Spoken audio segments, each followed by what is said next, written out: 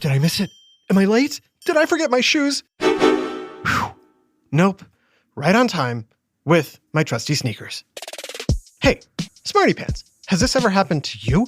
You wake up in a panic, thinking you're late for school. Maybe you even hop out of bed and start getting dressed when you realize it's only 3 a.m.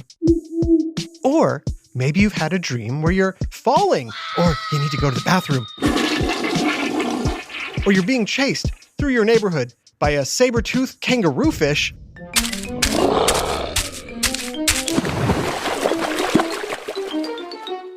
No? Just me? Well, any of these dreams would fall under the category of nightmares. Nightmares are frightening dreams that result in feelings of terror, fear, distress, or anxiety. Yeah, we know. But what causes nightmares? And, more importantly, how can I get rid of them? Most experts agree that a common cause of nightmares is stress. It might be something as fleeting as worrying about an upcoming test or an important basketball game. Or something more serious and long-term, like ongoing anxiety resulting from a significant loss or traumatic experience, or surviving a disaster. I mean, I wouldn't say I'm super stressed, but I have nightmares, all the time. While adults do suffer from nightmares, they're definitely more common in kids, especially those between the ages of 3 and 6. Mommy! It might be because children are smaller and vulnerable to many more threats than adults. It's possible nightmares reflect this vulnerability. So I'll be cured once I grow up? Not exactly. There isn't really a cure for nightmares, and anyone can get them, no matter what age you are.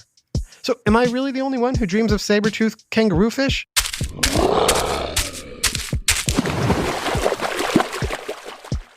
What exactly are nightmares? What's happening in your brain during one? And are there any solutions to making nightmares less frequent or less frightening? It's time for another whiff of science on Who smarted? Who smarted? Who's smart? Is it you? Is it me?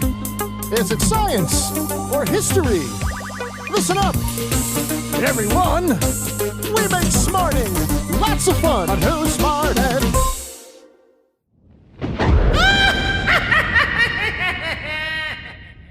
The term nightmare likely derives from early Germanic and Slavic folklore, relating to a malicious entity that rides on people's chests as they sleep, bringing them bad dreams.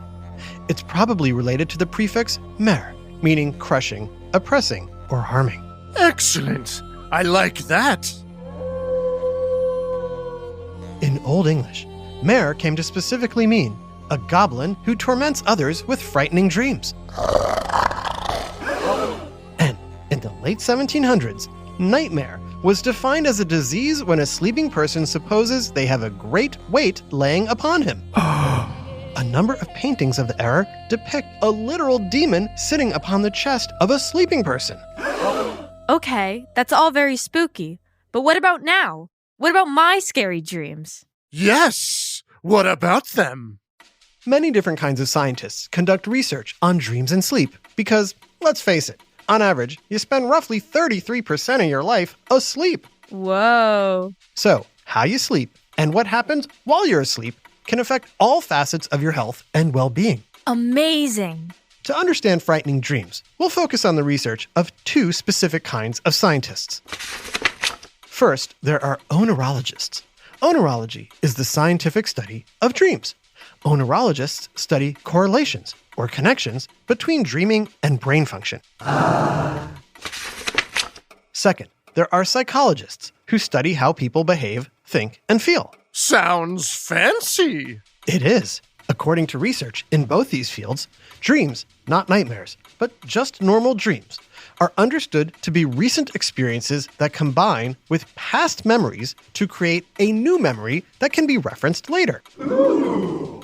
But nightmares are a specific kind of dream that causes a strong, unpleasant emotional response.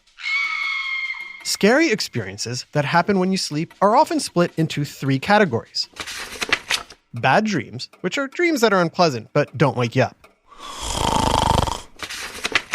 Nightmares, which are dreams that are so frightening, they do wake you up. Ah! Huh? And usually, you can remember these dreams in great detail. And finally, night terrors, where you wake up in a panic, but have little or no memory of what scared you. Yeah, I'm not a fan of any of those. Really? I kind of enjoy it. Like a roller coaster or a scary movie. Everyone dreams. It's part of your brain's network, including the parts of your brain that remain active during REM sleep. REM is a stage of sleep characterized by rapid eye movement, or REM, where your eyes are closed but are still moving around, irregular heartbeat, and increased rates of respiration. About 20% of your total night's sleep qualifies as REM, which happens in 4 or 5 chunks of time over the course of the night. And this is where your most vivid dreams usually occur. That's when I appear. I mean, nightmares happen. The most common time to have a nightmare is during the period of sleep when REM intervals lengthen, usually about halfway through the night. Dreams are theorized to help us all store important memories and to sort through complicated thoughts and feelings. As you get closer to waking up, memories begin to mix together. That's why you might have a dream about your teacher, your pet, and your grandmother's house. Oh, I'm sorry, dear. Since dreams occur on the cusp between sleeping and waking, you're likely to remember the things you imagine during this time. And the same goes for your nightmares. But remember how I said you don't remember night terrors? Yep. That's because night terrors happen during the deepest parts of non-REM sleep, when your brain is less active. Night terrors are often forgotten the next day because they arise during what is known as shortwave sleep. It's probably a good thing I don't remember them. Anxiety is the most commonly recognized cause of nightmares, but sleep disorders and some medications can also play a role. Ah. Adults diagnosed with anxiety or depression are more likely to have frequent nightmares, and studies show nightmares are common in 8 out of 10 people who have experienced stressful situations. Wow, that's a lot. Yep, veterans of the military and police officers tend to have high rates of anxiety because their service often puts them in extremely stressful situations.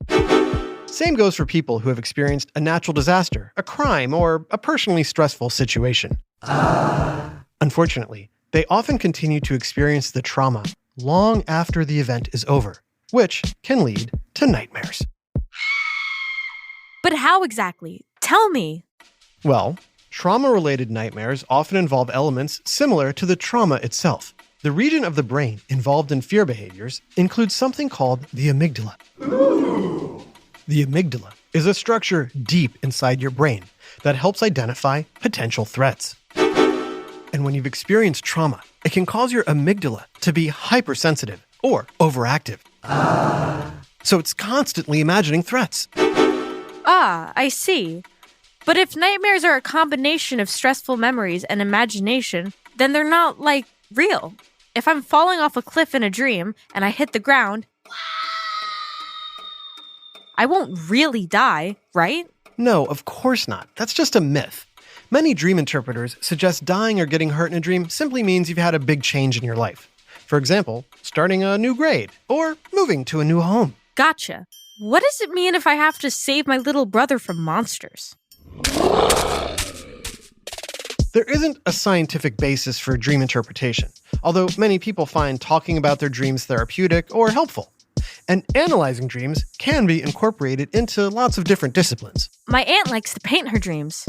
She's a little extra. Sure, you can be especially creative in your dreams, so lots of artists attribute their inspiration to dreams they remember. Whoa. Inventors have come up with ideas for inventions based on dreams. That's amazing. Even scientists dream up theories in dreams and explore them later in their labs.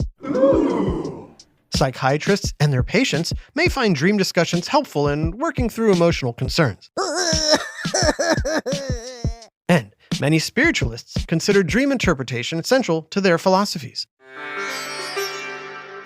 So, thinking about my dreams can be interesting, possibly useful, and fun? Yes, But I shouldn't take dreams literally. probably not. After all, there's no such thing as a saber-toothed kangaroo fish.